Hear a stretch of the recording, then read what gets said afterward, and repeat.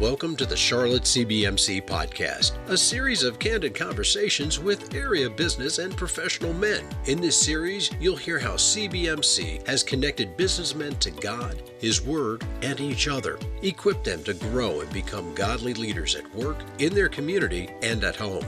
Now, let's join our host for this episode of the Charlotte CBMC podcast. Well, hello again, Charlotte CBMCers, and welcome to another episode of Charlotte CBMC Podcast. I'm your host, Brian Bratti, Executive Business Coach, and I'm continuing my interview with John Doss. How are you doing tonight, John?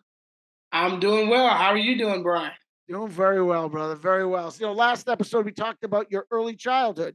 We talked about how you were a pastor's son and some of the struggles you had, both as a young black guy in a mostly white situation, mostly white school, but also some of the issues you struggled with regard to weight and a lot of the other stuff that we all struggle with when we're at that age, and how the Lord kind of helped you through that, and how prayer and reading the Bible kind of helped you through that. This episode, I'd like to talk about your early adulthood. You're coming out of college, you're getting ready to start business, you're getting ready to become a pastor, you're getting ready to start a family. So if you could kind of walk us through what that journey was like, I'd appreciate it. Sure. So at that point in time, I'll just kind of pick up where I'm in my sophomore year of college. And I really felt the desire to just, give back to God. How can I serve Him? And so I started doing campus ministry, started a campus organization. And so in the midst of doing that, I met my wife, who was at a different campus. And so as I was evangelizing there, we connected and we started doing ministry together. There were several of us on different campuses in the Hampton, Virginia area. So I went to Old Dominion University. My wife went to Hampton University, and we were doing ministry on those campuses, Norfolk State University, William and Mary University. And so just great things were happening in ministry.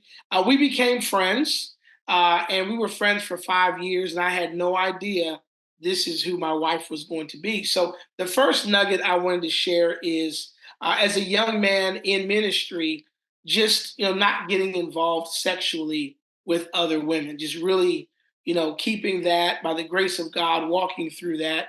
And the reason why is because if you get involved sexually, it's hard to hear from God. You're going to think this is who I'm supposed to marry. They say when your nose is wide open, you can't smell anything else. And so the reality is it was easy for us to find each other because we kept our relationship holy. And when the Lord spoke to us, sex and sexual behavior wasn't a part of that pull and draw. Yes, I was attracted to her. Was she attracted to me? Who knows? You got to ask her. But when the Lord spoke, it was easy to hear. Well, you guys have been together 25 years, brother. I mean, I think she's decided to keep you. I'm sorry. Go right ahead. I don't know, but yeah. So definitely that was a big help. And even starting early on, I was very honest with her about my call to ministry and what I wanted to do for God and that sort of thing. And so she was on board, and she's still on board. So during those difficult times when she might not feel like doing ministry anymore, she knows that when she married me, she knew that was going to be a part of my calling. So my degree is in business, and actually, my goal was to not be a pastor. I said the last thing I'm going to do in life is be a pastor, not because my parents were a poor example, but I saw how much hurt they had to deal with from church folk, from church people. I said, I don't have time for that. I want to be a businessman. I'm going to make money and just hand it to my dad and bless other pastors, other leaders. But for me, I don't want any parts of that. Now, evangelizing, preaching, that's different. Pastoring, that's taking care of a flock in a congregation. Well, of course, as usual, God has other plans for us than we think we have for ourselves. And so He called us to that. And so we got married in 1999. In 2002, right after we had our first son, Isaac, we started our first church under my dad's tutelage and covering. And what was special about that church, we started it with 15 college students, and in 6 months, it grew to 150. So it was mainly a college church. right next to a university. We started in a hotel next to the university where we started there. And that's how we began. And so then that college church ended up becoming a real church. I would say, like Pinocchio became a real boy. It became a real church, and we started bringing in community members. Over time, the college students started marrying each other, having kids. And so before we moved to Charlotte, we probably had about 300 people. That was back in 2014. And I placed the church in the hands of other people. And we came to Charlotte by faith to start again from scratch. 5 children, ages 12 to 2. And today they're 22 to 12. Hey, 10 hold later. on. Let me just ask you a question. So you started a church. You basically founded a church, and it was growing, right? It was growing. It was not falling apart. It was growing. It was in a good place. You had a lot of opportunities for more young people to come. It could have grown further when you were there, and you decided to pick up and leave. What on earth caused you to leave that success? Trust in the Lord with all your heart and lean not to your own understanding. So, well, I mean, so did you have a dream? Did the Lord? Did you Yeah, open so up the book and yeah, so he the book of spoke to me. Charlottetonomy and said, "Go to Yes. Charlotte"? I mean, what Yeah. was how did you choose to come to Charlotte just out of the So blue? yeah, so he spoke to me and made it plain. And to make it simple for all the audiences, God speaks to all of us in different ways. There's some people where however you feel God speaks to you.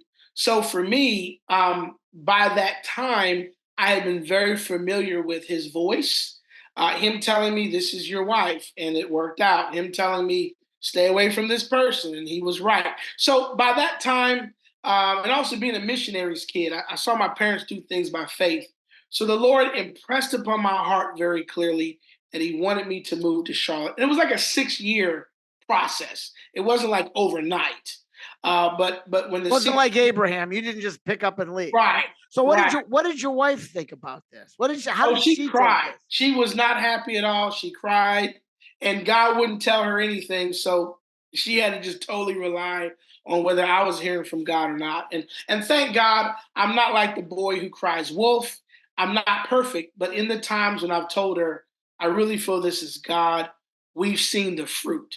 So I had a little bit of traction there and some goodwill, but it was tough.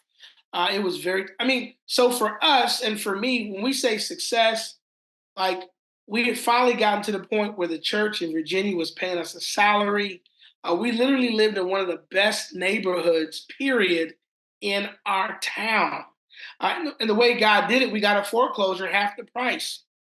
And so we were living the dream, and God said, "Are you willing to trust me and give this up and move by faith? Or do you want this to be?" He actually said, "Do you want this to be your payoff?" Is what he said. And I said, "No, I love you more than the house. I love you more than the success. I'm going to obey you." And then today, when we look back on it, we're glad that we did because there's some storms and things that happened that if we had stayed, we probably wouldn't be standing today. So the obedience and the fruit of that is exponential. But at the time, I'm sure my wife thought I was crazy. Well, not crazy. She wasn't happy about it at all. So tell me about it. So you come down to Charlotte. Did you even have a place to stay? I mean, did you know where you're going to live? I mean, Well, well, what that look like? well, since you asked, let me give you the miracle behind that. So the first thing we decided together is that we had to decide where we're going to live. So we didn't know anyone in Charlotte per se. There wasn't any mission board sending us. It was all going to be by faith. Um, the Church of Virginia said they would do what they could, but there was no guarantee, right? So we began to reach out to anyone we knew, if they knew anything about Charlotte. And the first thing that kind of came was, and no offense to anyone wherever you live, I'm just giving my story, was that if you move to inner Charlotte, it's hit or miss. Like the public schools, you don't know where you're going to go. They could change the busing, and I don't want. I wanted my family to be in safety, and so it came up that on the outskirts, like the outer counties of Charlotte, maybe the taxes are better. and the schools might be more consistent. And I didn't know if I'd be able to afford private school and all of that.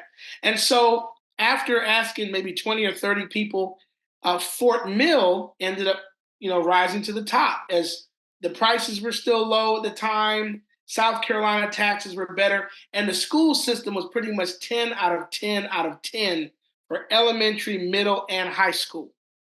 And so we went ahead and decided let's target South Carolina, Fort Mill.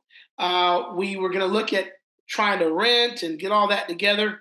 And then at the time, just to kind of share with you the story, we found a 4,200 square foot, 3-story house, 6 bedrooms, 5.5 baths, 3-car garage. I can give you the neighborhood, Lake Ridge, and we were able to build that house from scratch for $360,000. And at the time, the interest rate was like 4.2 or 4.1% or 2.4. I forgot. It was some really low amount. And so it worked. It made sense. Now, the caveat, because in our next session together, I'll talk about my businesses. We own like 12 houses. And so the credit wasn't working. It didn't line up. And so we bought it in my father's name. He had good credit. But in order for it to work, they said that we needed 20% down, which was going to be about $70,000. And so I didn't have that. My wife and I, we had about maybe $10,000 to $12,000. And so we said, Lord, we would like to do this. It actually made more sense than renting because our mortgage was going to be like $1,500 or $1,600 for that great house. So if we can buy, then we're settled and it's a done deal. And so we prayed, we sought the Lord, and my wife said, well, honey, if this is really God, I'd like to see God do a miracle in our housing. I'm like, I'm all on board for that. Let's see what the Lord will do. So we're going through the paperwork. We're trying to work it out. I'm sure we could have done it with less than 20% down, but that was our goal. Let's do this. And so one situation happened. An uncle of mine who was a pastor, preacher, missionary on my dad's side, he passed away. And the guy would drive this old, like rickety little station wagon to go minister. We didn't know the dude had a little bit of money set aside. So we get a notice that in his will, he left my dad $30,000. And I'm like, wow. So my dad said, hey, you know what? We can use that as part of the down payment. And that was a surprise blessing and miracle. We thank God for that. And then one day I was sitting down and because, in my business, at one point I was bleeding everywhere. We were just losing money everywhere. It's just ridiculous. And because we had a bunch of houses that in 2008, when the market crashed, I owned a bunch of houses that I owed more than what they were worth. And so I got caught up in that and I was like, oh God. And so what happened was I was going through the banking stuff and just every month we're praying, God, don't let us go into foreclosure and bankruptcy and Lord deliver us.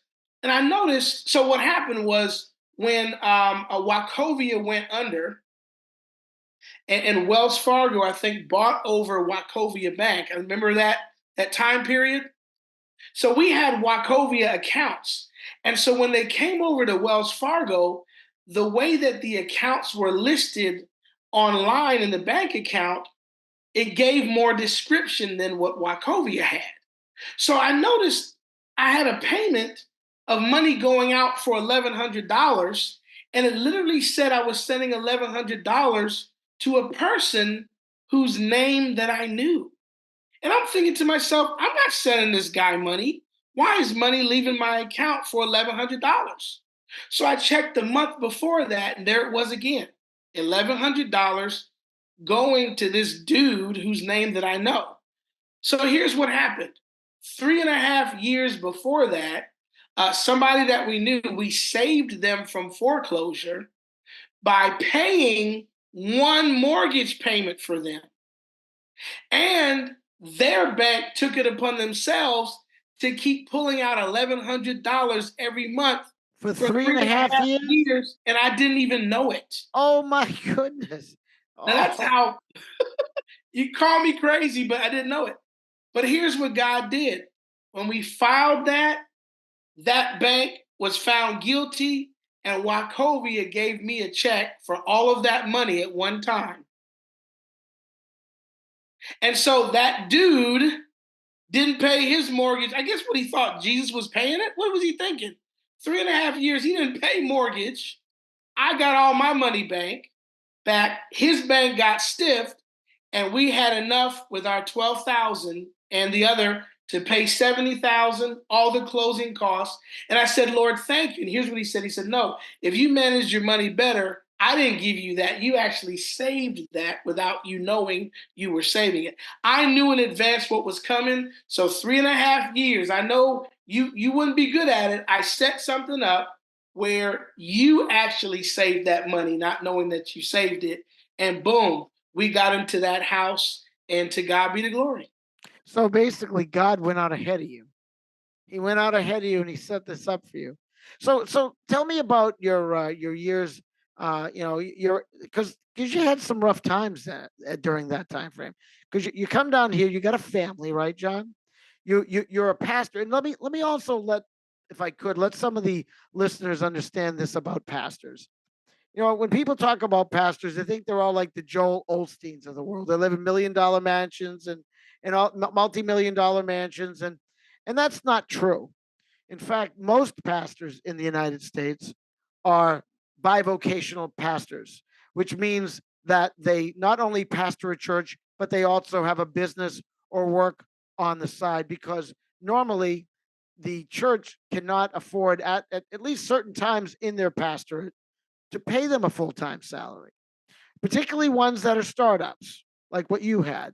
So John, it's not really all that odd in having a business and having a pastorate, because most churches in the United States do that. And if you look at Paul, the writer of over half the New Testament, he was a bivocational pastor.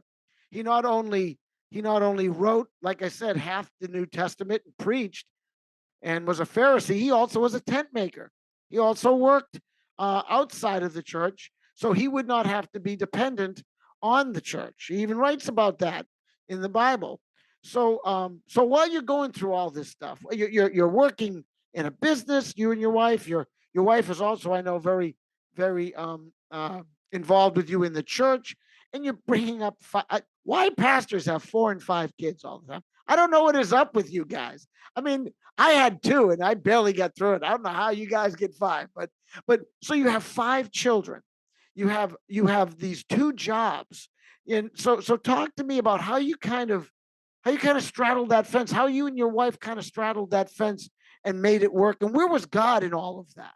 Sure. Well, in the midst of it, running the business, running the church, we fell on some very difficult financial times.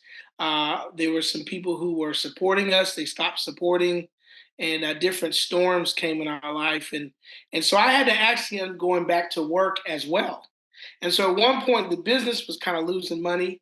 The church really couldn't do much to give us the finances we needed, and so I went and got a job. In fact, you were a big help with that, and Bill Montross and the CBMC brothers, because I hadn't been to work in a while. I mean, as I told you, the first church in Virginia by 2004, we were full time in ministry. We started in 2002, 2004. We were full time in ministry. I was getting a full salary, and I did the business, but I didn't have to. And so we get to Charlotte in 2014. We moved here, but then 2017 we hit a storm. So then I had to go back to look for a job. So I hadn't worked for anyone between 2004 and 2017, and so I was like a fish out of water. My resume was old, and CBMC and the brethren there helped me with a strategy, and I ended up on a career path to work in HOA management. I didn't even know there was such a thing. In fact, my first job, or my earlier job, I was a loan officer back in like 2002, and I didn't even know that was a thing either back then. And so just having the right people, the right connections, so I was able to walk into that. And HOA was a great blend for me. And I don't have time to go into that because it's like running your own little corporation, running your own little business, and I could use all my different skills. And so we carried that, walked through that wonderful company. Rather not mention the name, great Christian people here in Charlotte. They were a blessing to me. But then finally the Lord turned things around, and last year, 2023, I was able to go. Well, actually, 2022, the end of 2022, I was able to go full time into ministry again.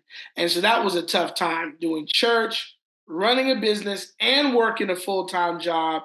I thought I was going to die, but the Lord used that to build some character in me and different things. It was a blessing. And so here I am at this moment, full time in ministry again, and just grateful, more grateful than ever before to be in that position. Okay, well, we're just about time. Okay, so can you hang on for another episode, John? I will do that for you, Mr. Brian Bratti. Yes, sir. Okay. Well, thank you. So you can get this podcast. You can go to Google Play Store, or you can go to the Apple Store and download the Queen City Leaders app from either the Google Play Store or the Apple App Store. The Queen City Leaders app to get this and other episodes of the Christian Businessmen's Connection Charlotte podcast. Well, Charlotte CBMCers, that's all for this episode. Again, I'm your host, Brian Bratti, and you've been listening to the Charlotte Christian Businessmen's Connection podcast. Until next time, God bless and Godspeed. We hope you are blessed and encouraged by this episode. The Charlotte CBMC podcast is also available on the Queen City Leaders app. Now you can easily listen or watch and share these inspirational podcasts with others. Download the app at the Apple App Store or Google Play. For more information about Charlotte CBMC, simply type in the browser address line charlotte.cbmc.com. That's charlotte.cbmc.com. There you'll discover free resources to deepen your faith. Connect to one of the area's C3 groups that meet each week.